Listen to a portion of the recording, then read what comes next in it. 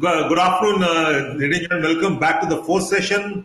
I welcome Air Marshal Chopra who's the chair for the session. I also welcome Brigadier Dhaya, Group Captain Matthews for the session, and we got a very interesting session. It's an integrated air defense battle and challenges. We're talking of integrated air defense, aerospace command since morning, and without much ado, we are already a 5 minutes behind schedule. Let me hand over to Air Marshal Chopra. Over to you, sir.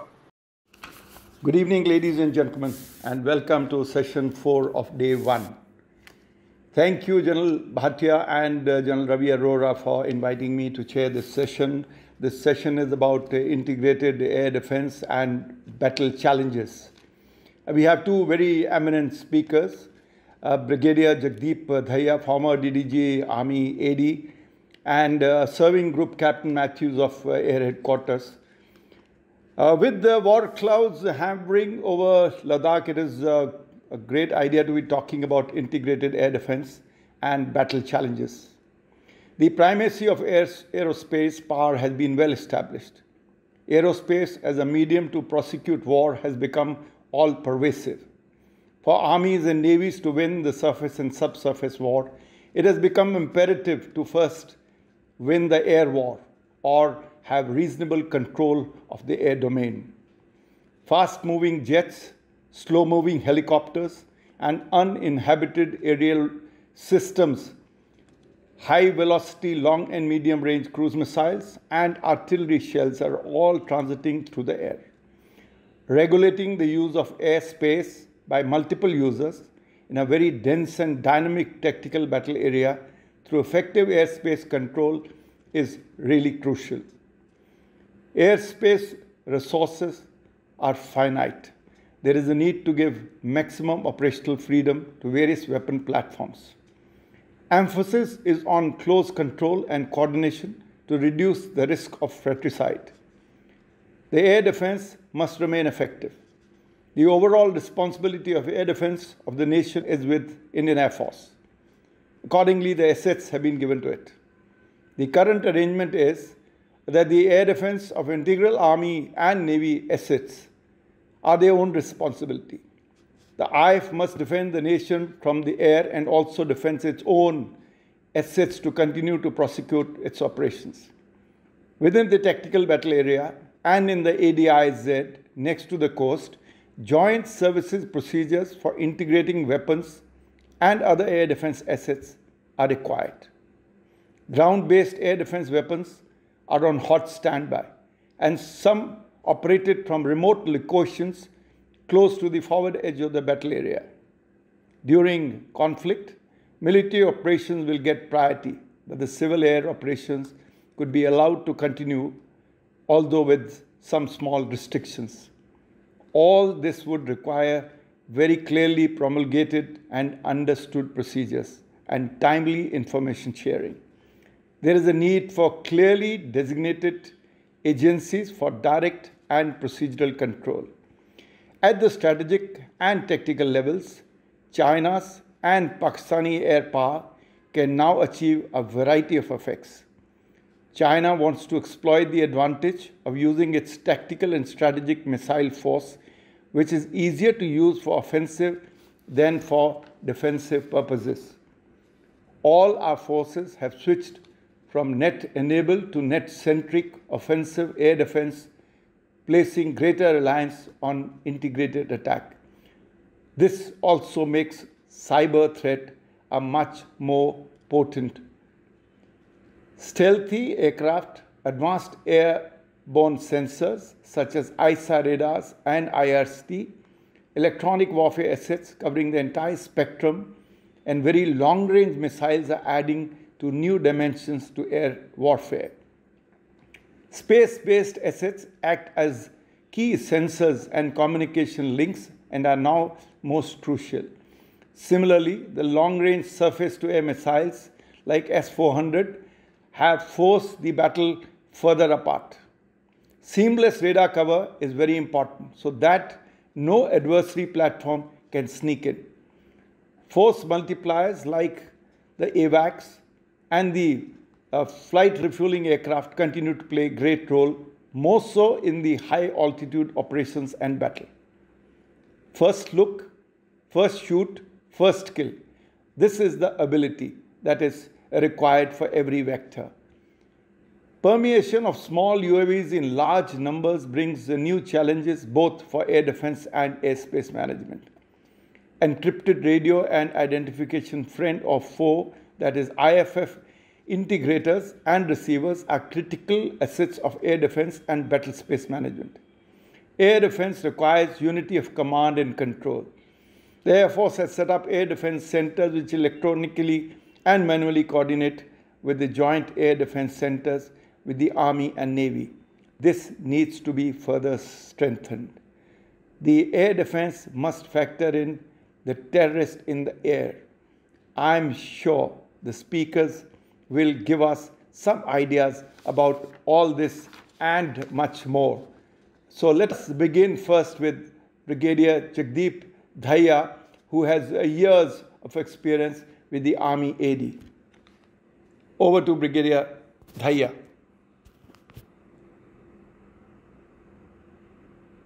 So at the outset, I would like to express my gratitude to Lieutenant General Vinod Bhatia, Director St. Joe's.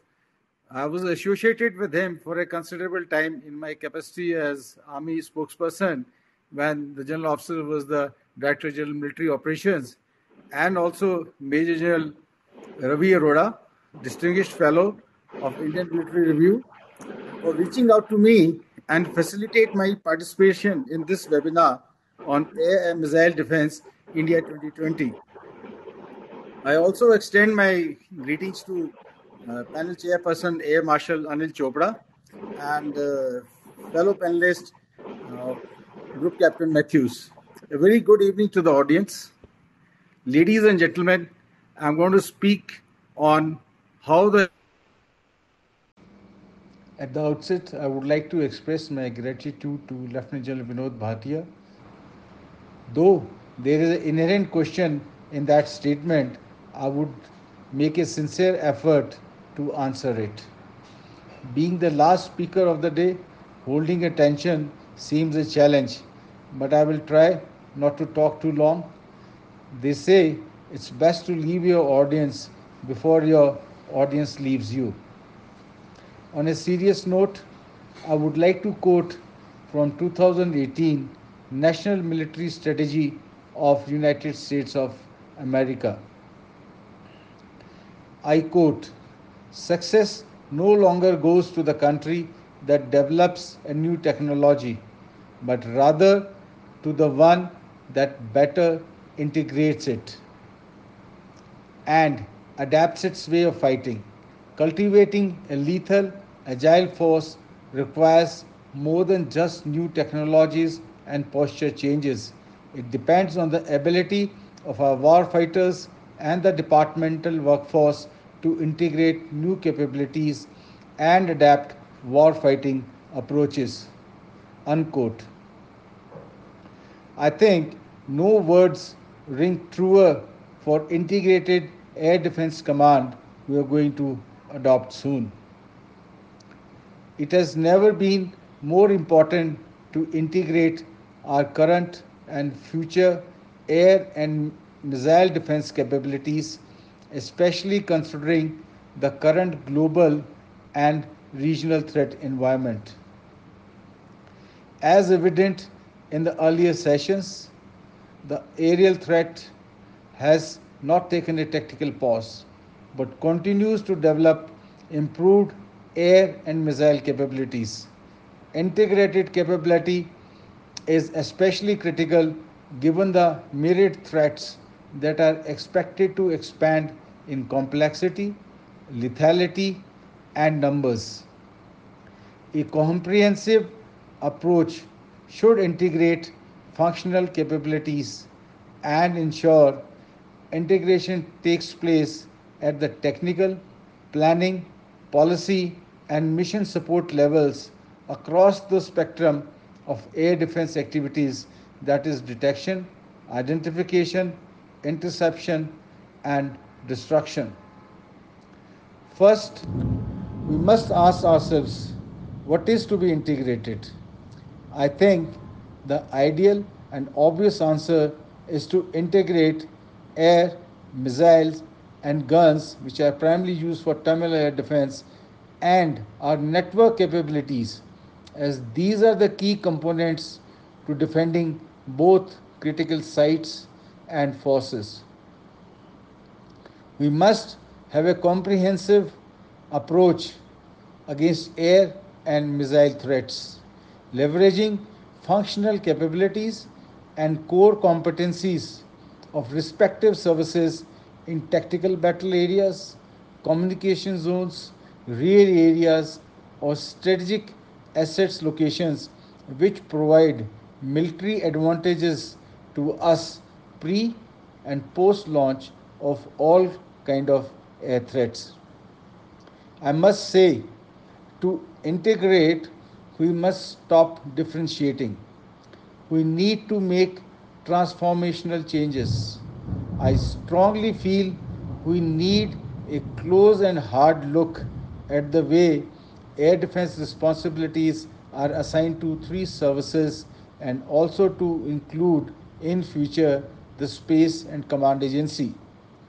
The present differentiating lines of responsibilities like altitude, etc., are already blurred due to better capability platforms acquired by the three services and changes in policies.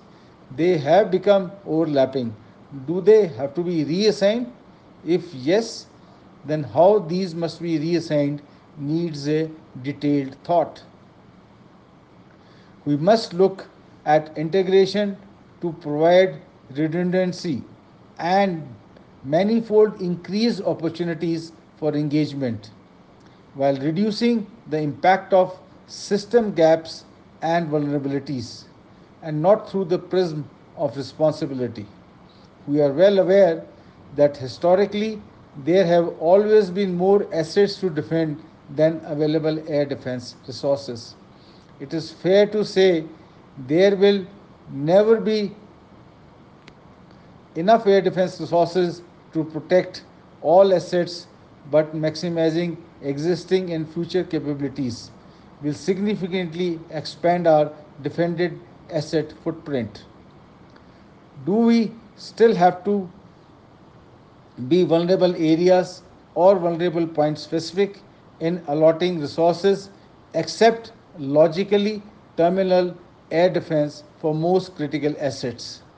Since air threat capability has expanded to beyond visual range and standoff, we need to be able to protect our resources during pre-launch, mid-course, and terminal stage in equally dynamic manner as the air threat is. We need to expand capabilities to a grid-based air defense where resources are given utmost protection in a location and time-specific manner, with most critical resources in tactical battle area, air bases, or elsewhere, a multi-layered comprehensive air defense cover, including terminal air defense in 24 by 7 manner. I'll briefly touch upon the TBA before elaborating on other important functional aspects of integration. Land forces in TBA and beyond the IB, for that matter, line of control or line of actual control, will be witnessing myriad air threats across the height envelopes from varied platforms, and primarily those surprise low level attacks from attack helicopters with hardly any reaction times. Reliable and functional control and reporting communications in the given scenario will be a challenge. Decentralized control will have to be resorted to thwart any aerial threat in absence of appropriate control orders or recognized air situation picture. Air defense assets in the range of at least up to 80 to 100 kilometers, or as per the defined operational reach of our principal strike formations, must be dedicatedly integrated in the TBA during operations and training. One of the overarching attributes of a truly integrated system is the ability to seamlessly process data from multiple sensors and link to the most capable kinetic and in the future non-kinetic capabilities. This is what can be done at the inception stage and must be done in near time frame before the complete integration is executed. We have the integrated air command and control system IACCS, Akash Tir and Trigun. They need to have common communication protocols that generate a comprehensive air picture with various types of data and voice inputs. Systems must be integrated and not be just interoperable. Two systems could be considered interoperable if two operators can coordinate the employment of their standalone systems through simple voice coordination. However, the efficiency at which this occurs deteriorates rapidly as threats multiply in quantity, approach, azimuths, and adversarial actions like cyber attack and electronic warfare disrupt it. Therefore, systems that share data, especially if the system treats the data at the same as its own organically developed data, enables greater efficiency for assessing the tactical situations and enabling appropriate follow on actions. The ubiquity of data also helps autonomous systems, artificial intelligence, and other advanced computing to significantly improve the ability to make time critical battle management decisions. Protected network architectures provide the foundation for air defense command integration. Single integrated air situation picture, which enables networked fire control, is a must. The integrated air defense command structure must work towards incorporating capabilities from various sources in a plug and fight configuration, and this has to be most central to our efforts to bolster seamless integration of a dynamic air defense grid I spoke about earlier. Synthesizing disparate modeling and simulation data from all partner systems will have to be built in the integrated air defense command structure. It is necessary so that decision makers may explore the potential outcome of various scenarios for a given force structure and operational situation. Planners will need modeling and simulation tools that have the flexibility to incorporate legacy modeling and simulation tools as well as inject new parameters based on developing knowledge of or planning assumptions for threat performance, offensive and defensive capabilities. Having a means to conduct low to medium fidelity constructive analysis enables us to better assess the value of various current and near term capabilities in providing risk mitigation and force structuring. Before I conclude, I will touch briefly on also important aspects of passive air defense training and budgets. Passive air defense. If active air defense systems are unsuccessful, we must use passive air defense measures such as cover, concealment, deception, and dispersion, and must rely on resiliency measures such as hardening, redundancy, and consequence management to ensure the threat's intended effects are mitigated. Focus efforts on passive air defense addressing potential capability and capacity shortfalls in integrated air defense are indeed significant. Passive air defense importance is not reduced in the 21st century. The notion that passive air defense measures which help our forces survive an attack are a separate problem is not acceptable. Military commanders must be able to assess passive air defense effects along with active defense and offensive operations within the planning and execution cycles. We will all understand training is critical. Training readiness and crew proficiency are especially important as we integrate systems across services. Common terminology, engagement displays, and a common operating picture enhances the crew's ability to engage a threat with any sensor, best shooter in a plug and fight mode. Establishing and adhering to training standards are likely to ensure standardization and the necessary competence in pursuit of integration. Budgets. No one disputes the fact that air defense systems are inherently expensive. Currently, air defense expenditures perhaps represent the most costly portfolio in the Army's budget.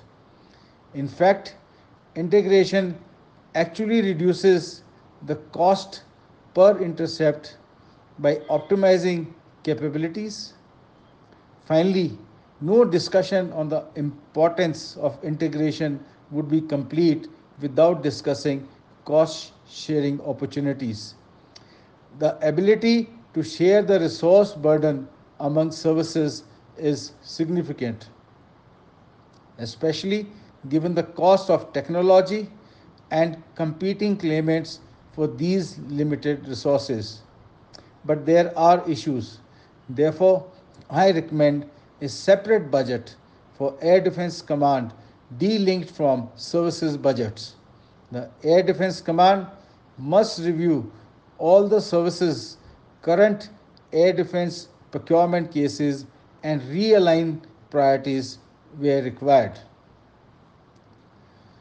To conclude, I am sure we all agree air defense is a complex, expensive, evolving enterprise and clearly required to protect our airspace and our deployed military assets. That said, the technology challenges involved in the integration of disparate systems are not insurmountable. For effective integration, the process should be very deliberate, factoring core competencies, limitations, and concerns of all the stakeholders.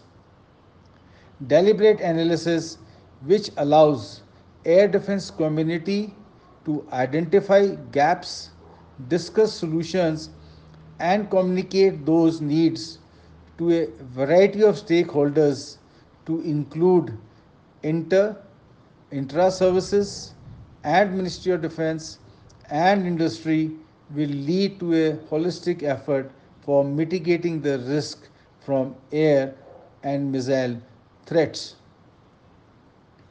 Technical integration is a significant component, but collaboration tools which account for capability changes by the threat as well as facilitate planning and policy discussions will enable the implementation of holistic solutions. And finally, I would like to state a recommended vision statement. Provide gap-free offensive defense, air defense cover to the Indian airspace in an integrated manner. Thank you. Jai Hind. Jai Hind. Jai Hind. Thank you, Brigadier Daya.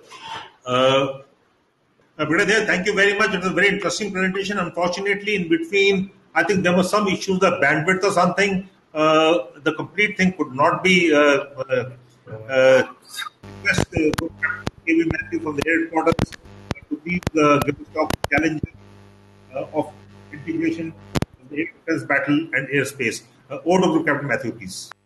Good evening, sir. Air defense, in its widest sense, implies the protection of the country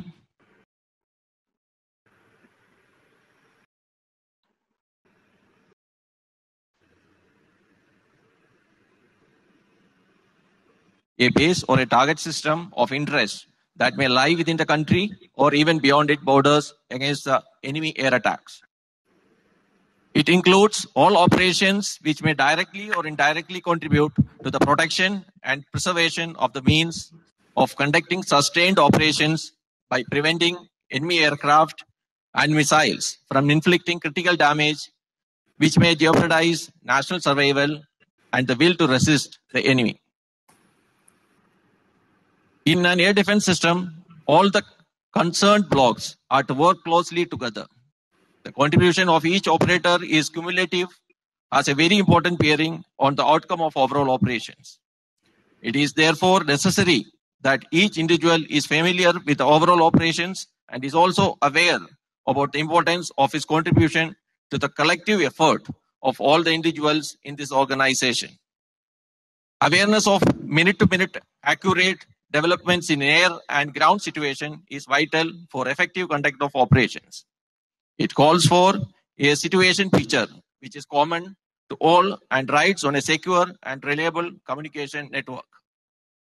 The warfare in third dimension throws up various challenges in terms of multitude of users, complexity in conduct of operations, and effective engagement of adversary from achieving his objective while avoiding fratricide.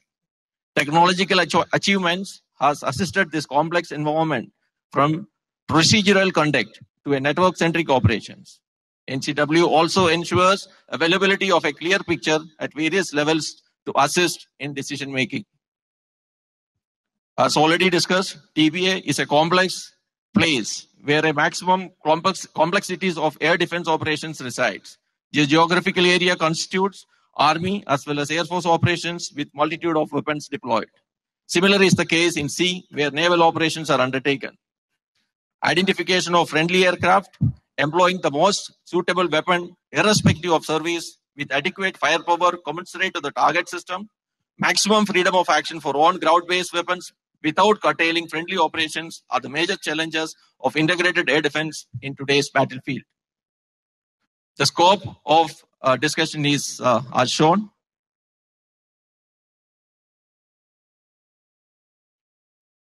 Air defense can be defined as measures designed to nullify or reduce the effectiveness of attack by hostile aircraft or missiles after they are airborne or launched. The Union War Book of India entrusts the responsibility of providing air defense of Indian airspace with the Indian Air Force. The air defense plan for India will be put on war footing by the Air Headquarters whenever the precautionary stage has been instituted by the Cabinet Secretariat. Coming to the peacetime operations, the entire airspace of India has been divided into various air defense identification zones for ease of operation.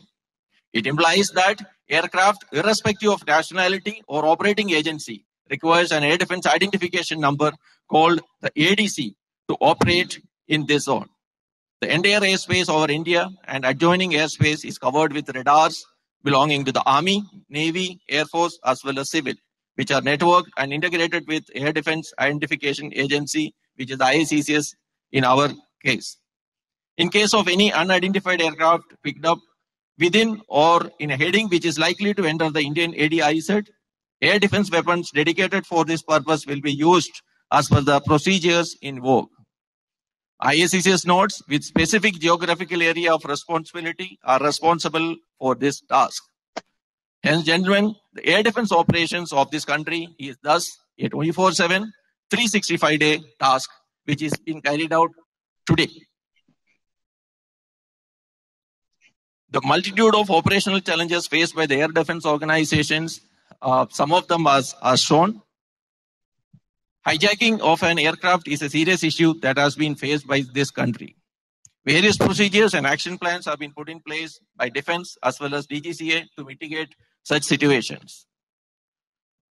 The ADIZ as well as airspace violations is a live situation. This is faced by our country, which has two adversaries in the neighborhood. The air defense system needs to be robust enough to detect, identify, and initiate appropriate tactical action to counter any such situations. I'm seeing the latest threat that has been faced by the air defense is subconventional threat. The presentation right now. Yeah. And most of the traditional detection and neutralization means have little effect on this due to the very low RCS and the type of weapon system that are required to neutralize this. During wartime, all aircraft identified as hostile will be engaged by armed aircraft, ground-based missiles, or air-to-air AD artillery guns. The major challenge will be to undertake friendly operations in a confined geographical area where enemy aircraft are also operating, as well as ensure effective utilization of long-range weapon system without endangering on aircraft. Some of the airspace management challenges are as shown. It is a real challenge to keep almost 22,500 square kilometers of frontiers of airspace, about 33 lakh square kilometer under complete surveillance. Coupled with this, there has been an exponential increase in quantum of civil aviation and opening of airspace under flexi use. Also, there are numerous unmanned airfields in the country which can be utilized by anti-national elements for undesired operations. In addition, a country like India can always face a 9/11 type of situation on any of our economic centers.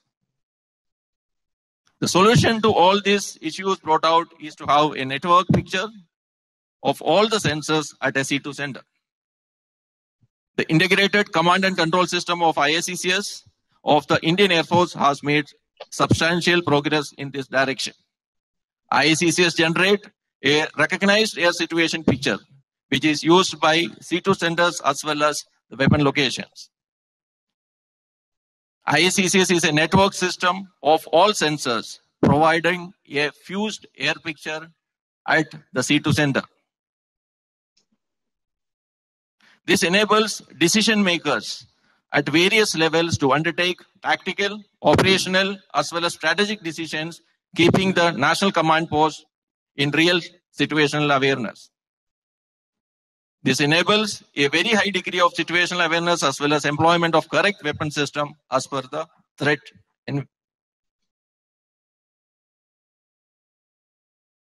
Once completely operational, the IACCS will have air and ground system seamlessly integrated to have a real-time data exchange and system-generated solutions for the threat envisaged. The advantages of air defense systems are as shown.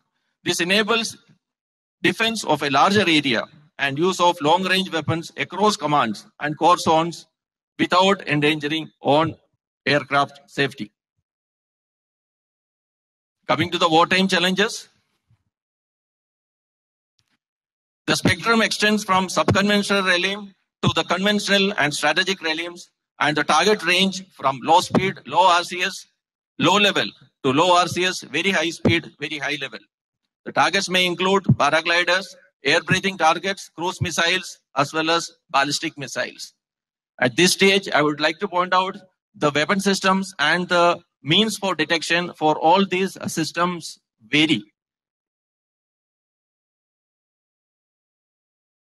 Wartime challenges include identification of friendly aircraft in a dense hostile environment, airspace management between various uses like Air Force fighters, Army and Air Force helicopters, artillery fire, missile trajectory, as well as effective use of long-range weapon systems in an overlapping area of responsibility, at the same time ensuring safety of on-aircraft. Robust and redundant communication between services in DBA is also a daunting challenge. Other peculiarities are the radius of action has considerably enhanced due to the air-to-air refueling capabilities, weapon ranges of both air-to-air and air-to-ground. There could be an enhanced use of stealth, surface-to-surface missiles, as well as electronic countermeasures. Therefore, weapon release line calculations made in the traditional way to calculate the probable threat direction no more works. Also, the standard detect, identify, intercept, destroy standard AD concept has grown more complex. Airspace management TVA involves passing of flight plans electronically to SCACC and further to IACCS node in secure communication for fast processing.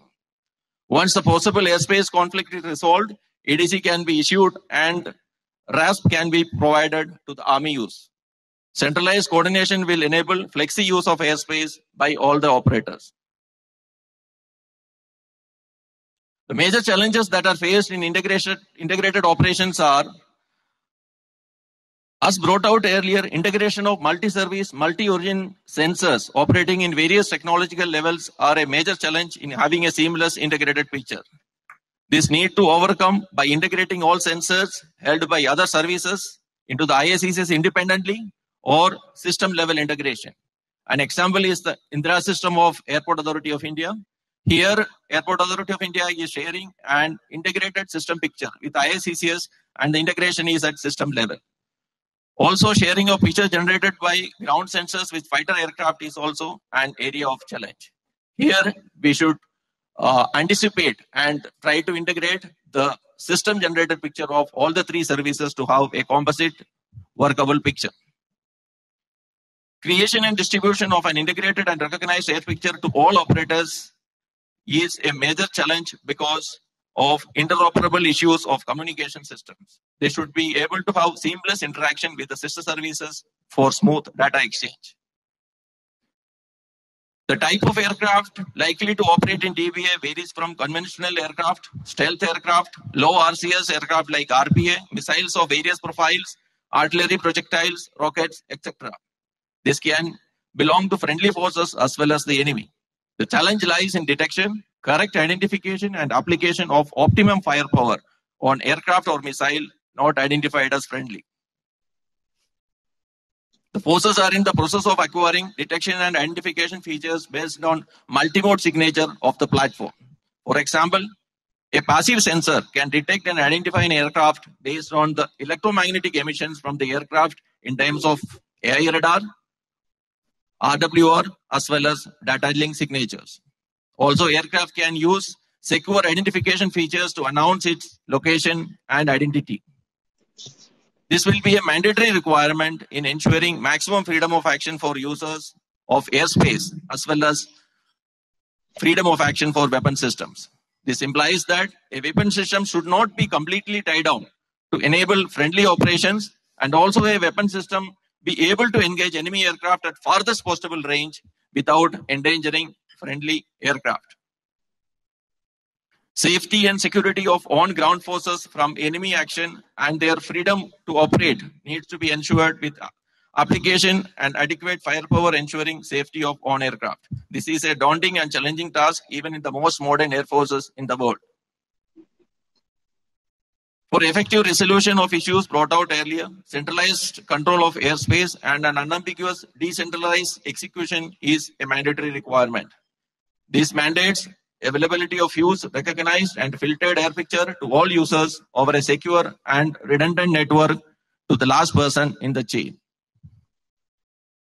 Finally, a real-time system capable of timely acquisition, collation, and analysis of intelligence at strategic level is a mandatory requirement for assisting complex decision metrics at national level. This will assist in decision-making on using strategic weapons, marshalling of forces inter-theater, as well as for converting tactical gains into strategic advantages. Artificial intelligence can also play a vital role in today's battlefield. In today's world, aircraft profiling based on various inputs like radar pickup, AI signature, RWR indications, ESM, as well as the signature what the aircraft generates by a particular radar is possible. The pattern thus worked out can warn the operator the type of aircraft, the likely mission based on the movement of the aircraft in air, early warning for impending standoff weapon launch, etc. worked out from the aircraft movement. This will also assist in generation of multi-service weapon solution, ensuring minimum effort with maximum kill probability and avoidance of fratricide.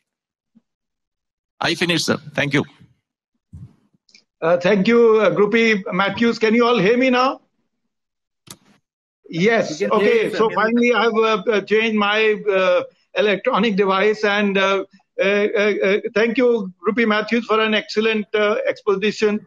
I think I'll just sum up what Brigadier Dhaya and Groupie Matthews said in one go. As for Brigadier Dhaya said, I think the key words he used was the integration of systems, the resource allotments, the multi-layer defense that we have to look at. He talked about the tactical battle area. He also emphasized the need for passive air defense, which despite all this technology is critical. He also mentioned about the individual service systems that are there with each service, and there is a need for some kind of integration or handshake. In any case, the integrated air picture must get completed, which normally is done by the Air Force, and that must be handed over to the three services for their situational awareness. And what Groupie Matthews has mentioned is about the AD threat per se, and various solutions that he has talked about in his threat. He also mentioned about the anti-national elements, which I had earlier mentioned about the threat, the terrorist threat from the air. He explained the Integrated Air Command Control System, IACCS, which is secure, which is the Air Force is very well connected. And finally, the Air Force makes the rectified air picture and gives it to everybody else. And then the key thing he spoke about is that the need for real-time air defense information, for which not only the ground-based radars, but the satellites will play a great role. As we are seeing nowadays about Ladakh, every day some youngster or the other is posting some pictures about what is the ground reality over there.